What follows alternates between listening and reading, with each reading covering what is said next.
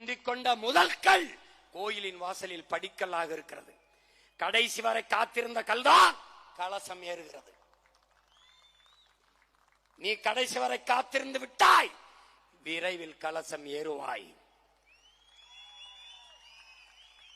ஒரே மலையிலிருந்து வெட்டி பெயர்க்கப்பட்ட கற்கள் ஒன்று கோயிலிலே படிக்கல்லாக இருக்கிறது.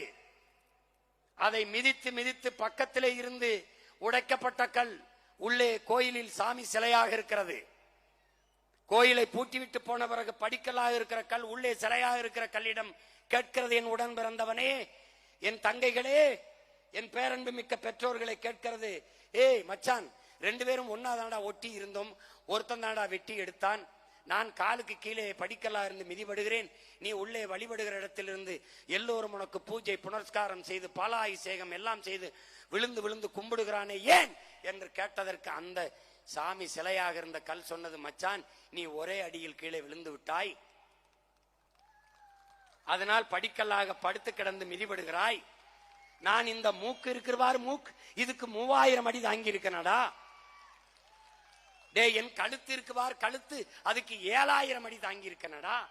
என் கண்ணுக்கு கணக்கில்லாத அடி, என் நெத்திக்கு நினைக்க முடியாத அளவுக்கு அடி, என் காலுக்கு பல ஆயிரக்கணக்கான அடி, என் கைகளுக்கு பல ஆயிரக்கணக்கான அடி.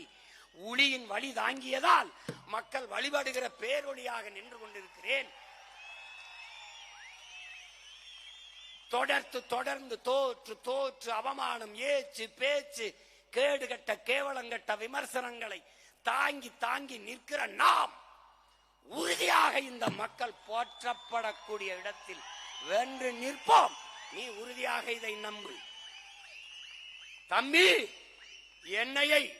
என்னையை உன் மகனை, உன் உடன் பிறந்தவனை, உன் மாமனை, உன் சித்தப்பனை பொழுதுபோக்கு தளத்தில் தலைவனை தேடுகிறவன் தேட மாட்டான்.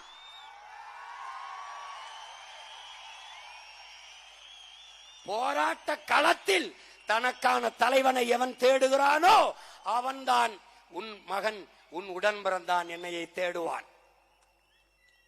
காற்றடிக்கும் திசையெல்லாம் பறக்கிற பதர்கள் நம் வாக்காளர்கள் அல்ல. புயலே அடித்தாலும் அசையாது அதே இடத்தில் கிடக்கிற வீரிய மிக்க விதை நெல் மணிகளே நம்முடைய வாக்காளர்கள்.